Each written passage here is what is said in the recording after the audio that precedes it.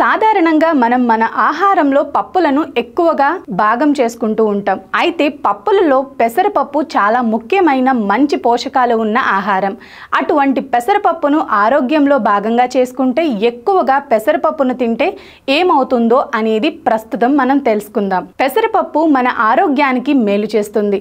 పెసరపప్పులో కార్బోహైడ్రేట్లు, fibre, vitamin B9, B4, vitamin B2, B3, B5, B6 పుష్కలంగా ఉంటాయి. అంతేకాదు manganese, magnesium, phosphorus, potassium, zinc, iron కూడా పెసరపప్పులో ఉంటాయి. పెసరపప్పులో ప్రోటీన్లు అధికంగా ఉంటాయి. ప్రతిరోజు మొలకెత్తిన పెసలను ఉదయాన్నే తింటే శరీరంలో అధిక మొత్తంలో ప్రోటీన్లు, అమైనో ఆమ్లాలు, యాంటీ ఆక్సిడెంట్లు చేరుతాయి.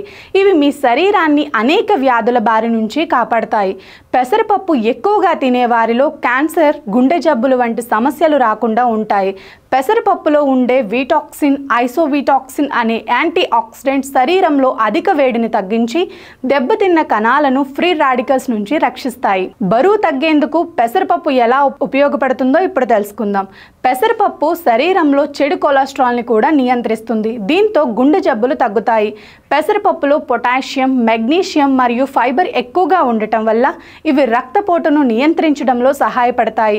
పెసరపప్పు పేగు ఆరోగ్యాన్ని కూడా కాపాడుతుంది. కడుపుని డీటాక్సిఫై చేసి శుభ్రపరుస్తుంది. పెసరపప్పును ఆహారంలో భాగంగా చేసుకుంటే బెస్ట్. పెసరపప్పులో ఫైబర్, ప్రోటీన్ ఎక్కువగా ఉండటం వల్ల ఆకలిని తగ్గించి బరువు తగ్గటంలో సహాయపడుతుంది. పెసరపప్పును ఆహారంలో నిత్య భాగంగా చేసుకోవటం వల్ల మిక్కిలి ఆరోగ్య ప్రయోజనాలు కలుగుతాయి.